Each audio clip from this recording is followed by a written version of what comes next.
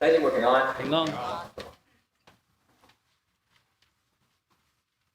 感謝阿胡牧師同埋教會邀請我嚟到大家當中分享神嘅話語。平時教會弟兄姊妹都係叫我 James 或者 Pastor James 黃傳道都得。我係17年前開始喺教會度侍奉，曾經喺2間華人教會侍奉過，同埋2間西人教會用英語為主嘅教會侍奉過。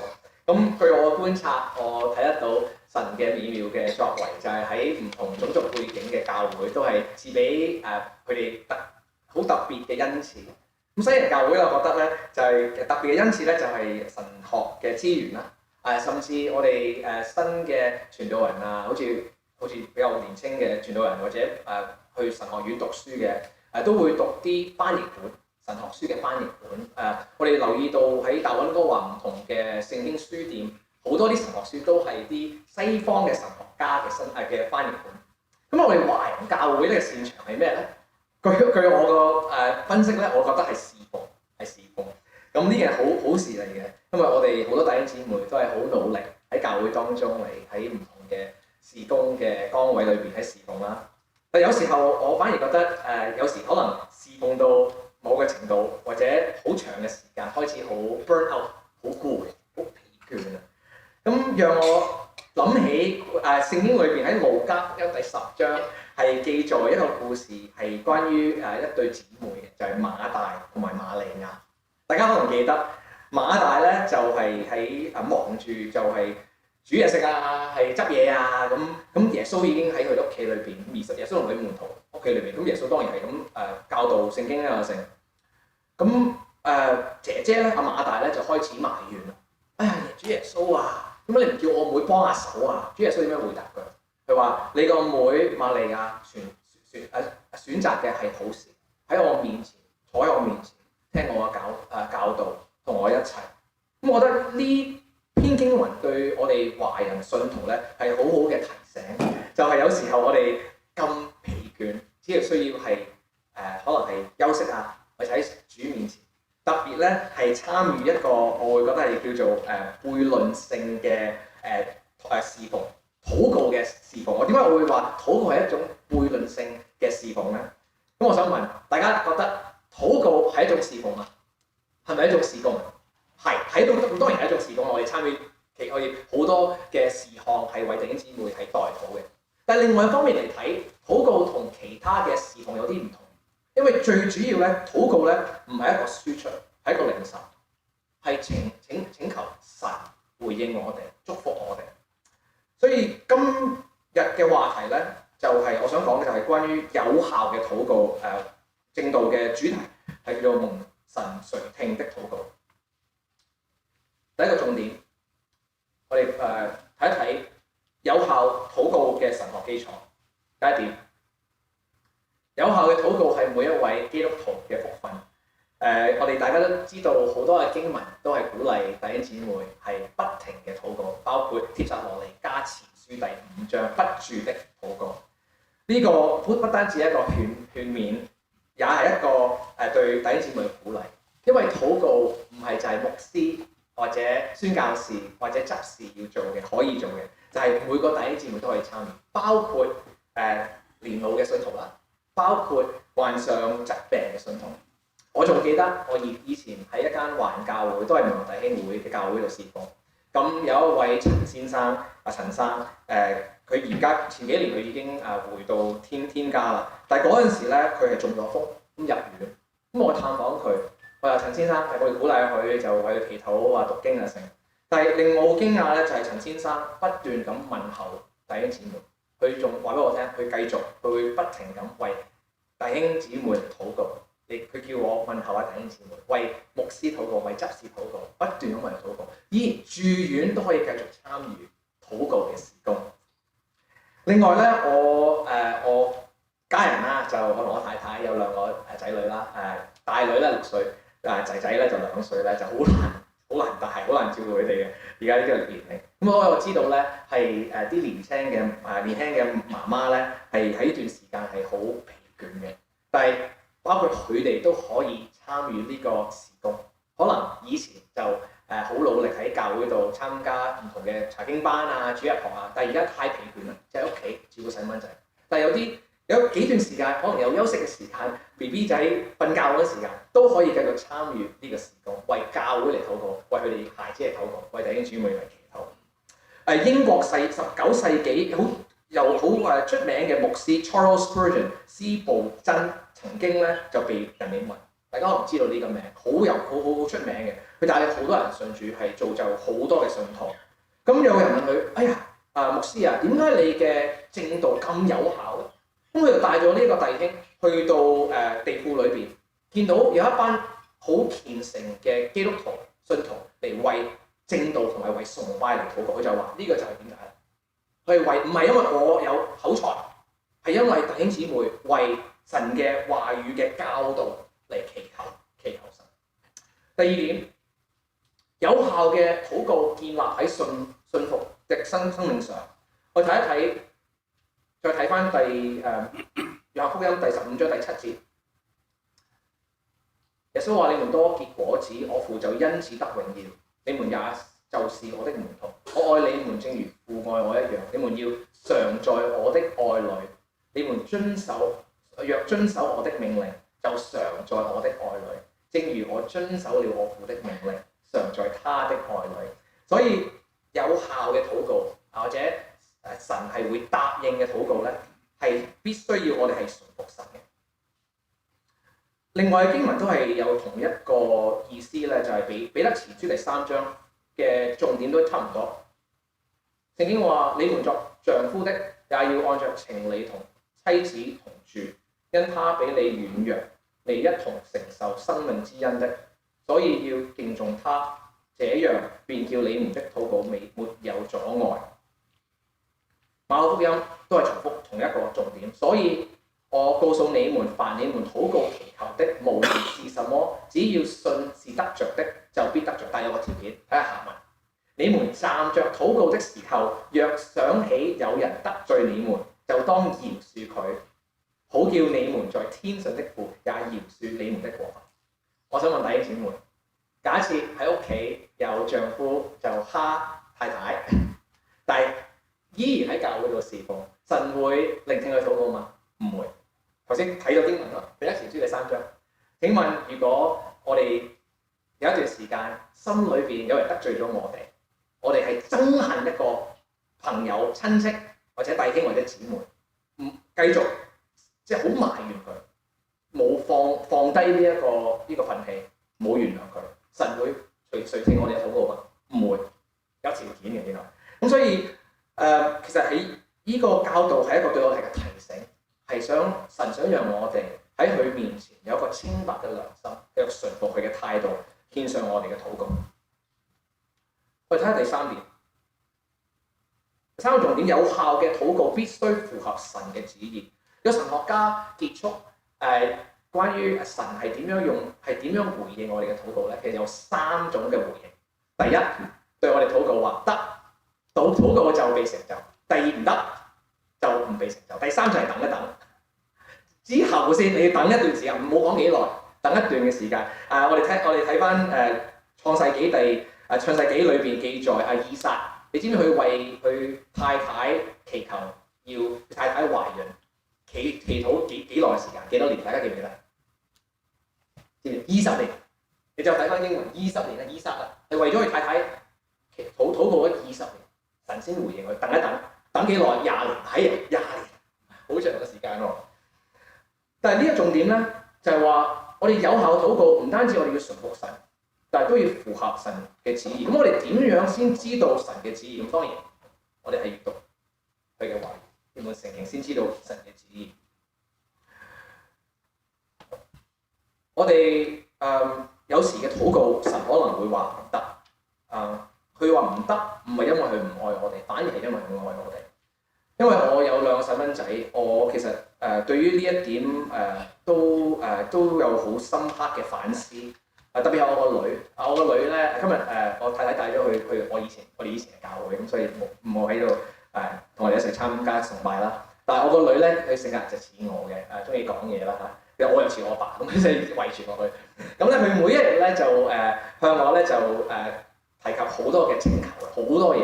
今朝都係點到好忙啊，好多嘢。但係咁當然佢每次問我話爸爸可唔可以呢樣嘢呢樣嘢，我唔係每次都係答應佢。例如佢啱啱尋晚佢話想遲啲瞓，我唔得，你而家要成長，發育嘅時間你一定要早啲瞓，或者想食多啲雪糕多啲糖唔得，食少少得，太多唔得，或者想玩手機唔得，我驚你上癮。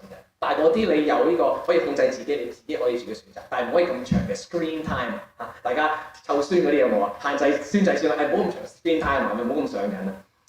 我哋嘅上帝對我哋嘅某些嘅禱告都係有一樣嘅態度，譬如基督徒應唔應該向神話我想發財啊？可以，但係神話唔得，係咪？有時我哋會話，我想我個行業成功，或者我個仔女嘅行業馬上成功。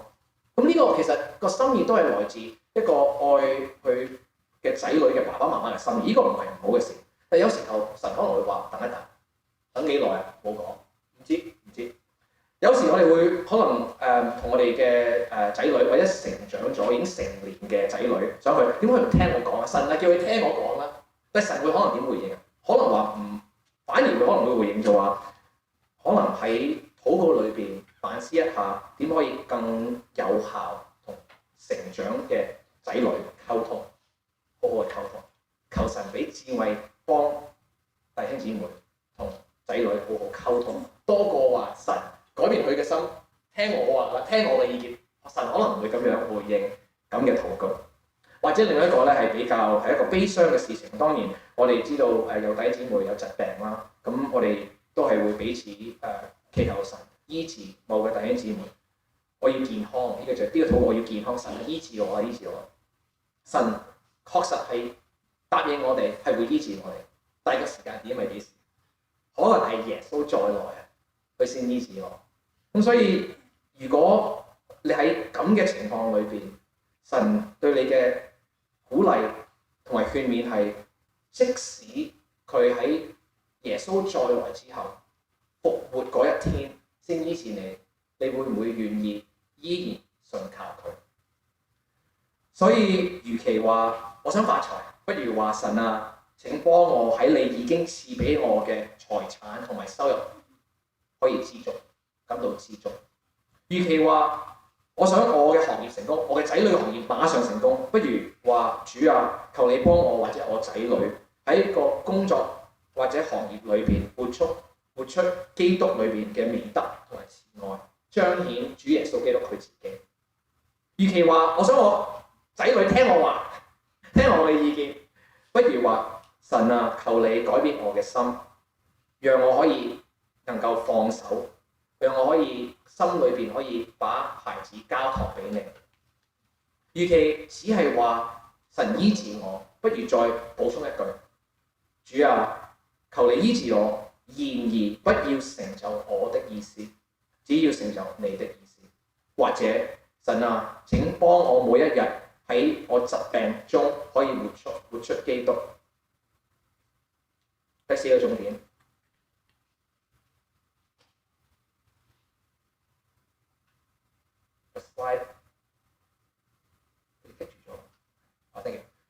第四個重點，有效嘅禱告帶來滿足嘅喜樂。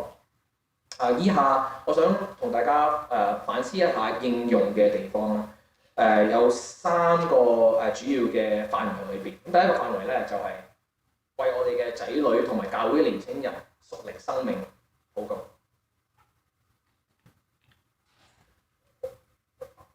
我目前我嘅事工咧，我唔係喺一個地方教會度事工。每2個禮拜度都喺唔同嘅教會度證道啊、教導啊，包括尋日都係喺列治文嘅環教會年青人嘅團契分享下。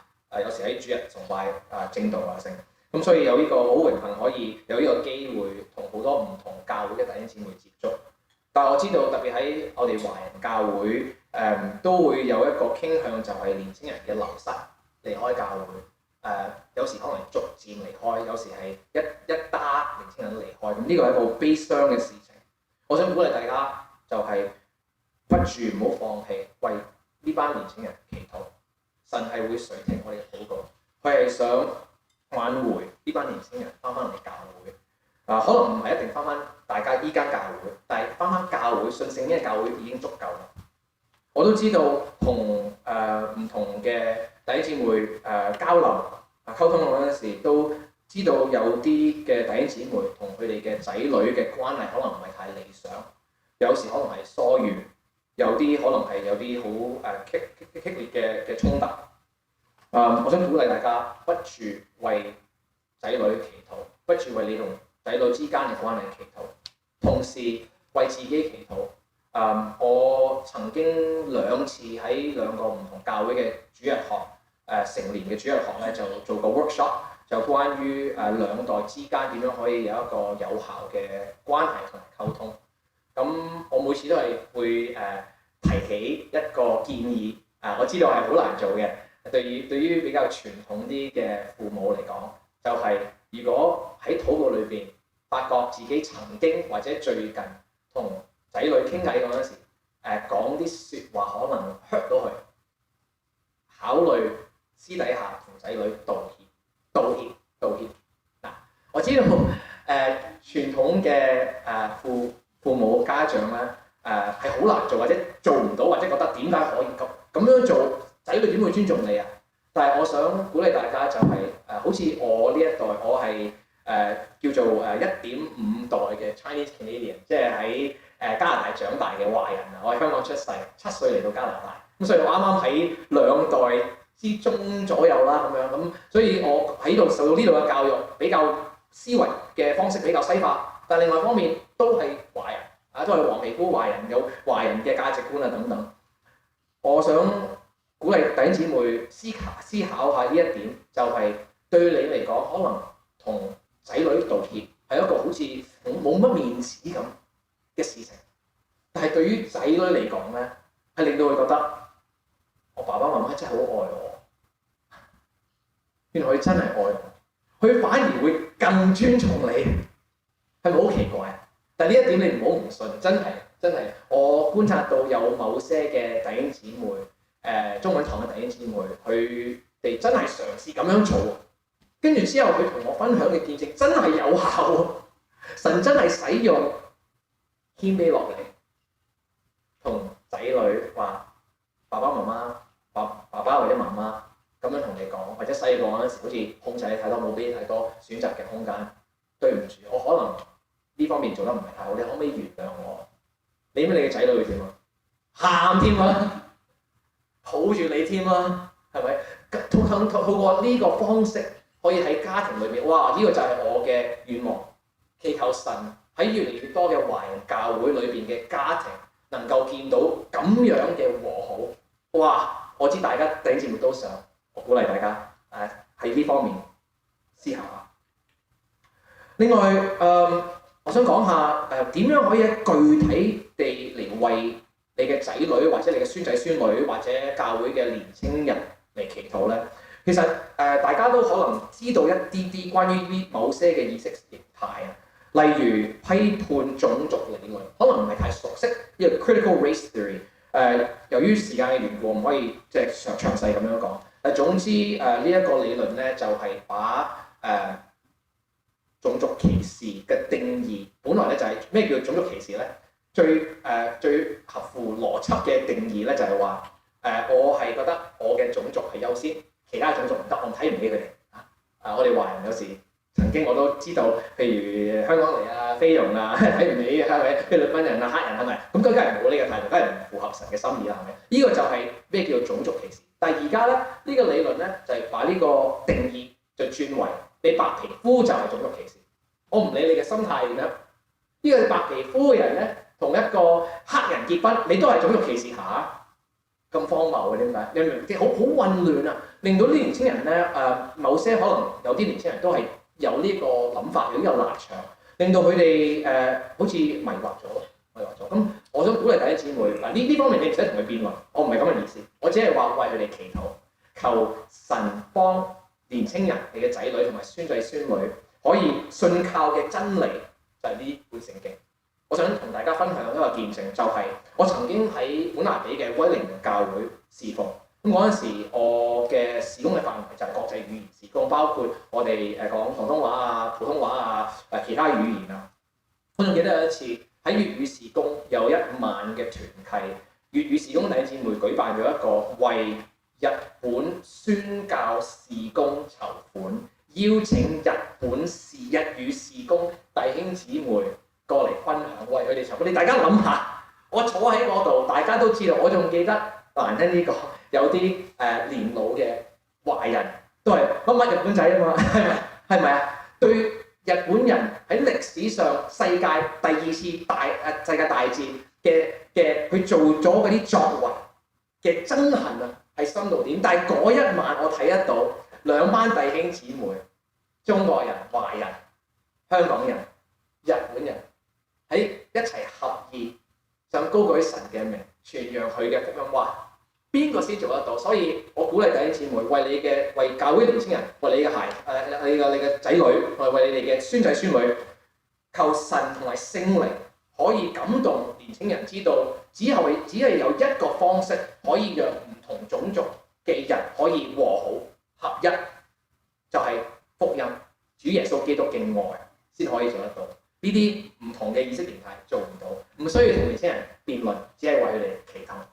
第二個意識形態我都唔可以詳細咁講，但係跨性別嘅理論 transgenderism。我只係想鼓勵弟兄姊妹喺兩個方向為年輕人祈禱。第一就係呢一個理論咧嘅背後嘅呢個基礎咧，主要就係想年輕人係把佢哋嘅身份同埋價值放喺性別嘅認同裏面。但係我哋作為基督徒，我常常去勸勉啲年輕人就係話：你個 your value is in Jesus， 你嘅價值在於基督，神愛你已經足夠，你唔需要放喺其他嘅地方度，包括呢個性別嘅認同。所以求神可以幫年輕人知道，去呢啲性別理論嘅混亂嘅諗法思路，係令到佢哋會越嚟越受委屈。但係求神幫年輕人可以感受到主耶穌對佢哋嘅愛，先可以還回佢哋翻返嚟教會。第二個方向咧就係鼓勵大家，我都係預見喺華人教會有某些我哋大溫哥嘅華人教會曾經有年輕人分享佢喺呢方面開始思考，或者有呢方面嘅性別嘅傾向等等。但當然咧，我哋唔可以違背聖經啦，聖經教義好清楚，神創造男性，佢就係一個男性；創造女性就係女性，就係咁。聖經就係呢個咁教導，我哋唔會離棄呢個教導。但係我發覺撒旦係用另外一個方式令到教會嘅年輕人跌倒。咩方式？就係弟兄姊妹對某些呢啲年輕人嘅反應，佢哋覺得佢被排斥、被批評、被論斷。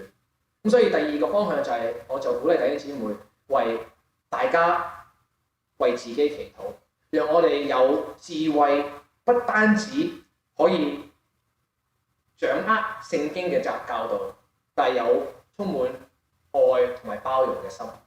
喺呢方面讓啲年輕人知道，我雖然覺得你咁樣嘅諗法唔啱，同埋離棄咗神同埋佢嘅旨意，但係我接納你，我歡迎你嚟教會。另外嘅方向咧就係唔係關於意識形態啦，就係關於prioritization， 就係優先次序嘅錯亂。因為都係我年齡嘅人，或者比我年輕嘅年輕人咧，我知道佢哋嘅忙碌讓佢哋唔做靈修，有時唔參加查經班，唔參加或者少參加團契，或者有時都唔參加主日崇拜添，睇網上 stream 算啦咁樣。但係咁樣咧，係會逐漸喺佢嘅屬靈生命越嚟越軟弱，越嚟越軟弱。所以鼓勵弟兄姊妹為你嘅仔女，為你哋嘅孫仔孫女，為教會嘅年輕人喺呢方面祈禱。點樣祈禱啊？求神幫年輕嘅一代相信喺基督裏邊，同埋喺教會生活裏邊，先係可以得到最大嘅喜樂，同埋最有意義嘅方式，唔係喺所有太忙都好多 program，好多嘅活動，或者追求行業上嘅成功。咁樣做唔係唔好事，但係當佢哋唔再返教會咧，咁就讓佢哋咧就越嚟越就遠離神啦。第二嘅應用嘅方面，我想大家思考下就係把需要交託俾神，先求佢的國。我知道在下都係有弟兄姊妹可能新移民嚟嘅，可能喺移民身份嗰方面咧就唔係太穩定。鼓勵弟兄姊妹做完要做嘅手續交託俾神唔好憂慮，神係與你同在。願你嘅心裏邊可以喺主禱文教導我哋點樣禱告嘅心態一樣，就係願神願你的國降臨，願你的旨意行在地上，如同行在天上。不停不住咁參加教會嘅聚會、教會嘅禱告會、祈禱會、教會嘅團契等等，信靠神，神係會回應你嘅禱告，可能你要等一等。第三點，最後一點係為教會嘅同工同埋事工禱告。呢一點咧，我想提起幾個方面嘅。第一咧就係為教會對牧者同埋同工經濟上嘅支持禱告。我發覺咧，我去唔同教會咧，只係好似我先會咁樣講嘅，好少華人嘅傳道人或者牧師會講呢一點。但係呢一點，我覺得係好重要嘅，就係換句話講，求神按着你嘅個人嘅經濟嘅能力慷慨咁奉獻，讓教會可以用個合意嘅薪酬可以支持牧師同埋其他嘅行政嘅人員。特別咧呢一點，我再補充一句就係話因為有呢一點咧，其實係好實際嘅，係因為雖然我知道弟兄姊妹係會好欣賞，好似我年輕呢一代做傳道人，但係反而咧係唔會想佢自己嘅仔做傳道人喎。點解啊？點解？因為人工唔好啊嘛，係咪？咁如果我點先可以改翻到呢一個挑戰咧？就係如果華人教會，因為我喺西人教會事奉過啊嘛，咁所以薪水嗰方面我都做過比較，你明唔明我意思啊？兩間唔同嘅教會事奉過，我嘅建議就係、是，如果教會嘅領袖、執事會弟兄姊妹可以喺呢方面提升翻嗰個薪酬嗰方面，係比較合意呢個嘅 cost of living 呢度要需要嘅金錢，所以讓佢哋可以好放心咁喺教會度全力咁侍奉，我覺得特別係對下一代嘅傳道人係好有幫助。照轉嚟講，我觀察到華人教會冇咁樣做，點解揾到但係你哋教會嘅張傳道咧，Pastor Peter Chong 真係好好，真係好好。但係有好多華人教會揾唔到傳道人，英文堂傳道人，呢個就係其中嘅原因之一。另外為事工教會嘅領袖嚟祈禱。特別係幫教會嘅領袖可以合一同埋團結，同埋特別係為佢哋嘅夫妻關係、親子關係，特別係祈禱。因為我都觀察到撒旦有時係會透過屋企嘅關係嚟讓呢個家人、呢個家庭或者教會度跌倒，為佢哋祈禱，求神保護佢。當然係保護每一個教會嘅弟兄姊妹佢哋家庭，特別係求神保護同埋保守我哋嘅教會領袖。佢哋嘅家庭裏邊嘅關係。第三個方向就係為每一位信徒個人嘅佈道嚟祈禱。當然我哋教會每一年都有啲某些嘅聚會，可以邀請未信嘅朋友嚟參加我哋教會。但係好多時可能有啲朋友係唔願意入到教會裏邊，但係願意聽你分享見證。咁求神幫我哋有一個熱心同埋勇氣，願意同我哋未信嘅親人同埋朋友傳福音。最後一點，為教會裏邊嘅弟兄姊妹們個關係團結嚟禱告。呢一點有兩個方面，我想分享下。第一就係為教會啱啱早上9點鐘，我喺國語嘅崇拜度證道啦。咁為國語事工嘅弟兄姊妹、粵語事工同埋英文事工嘅弟兄姊妹可以團結，有一個互相愛護嘅一個關係。其實我已經喺你哋教會喺英文堂已經講到咗3次，即係先認識阿牧師。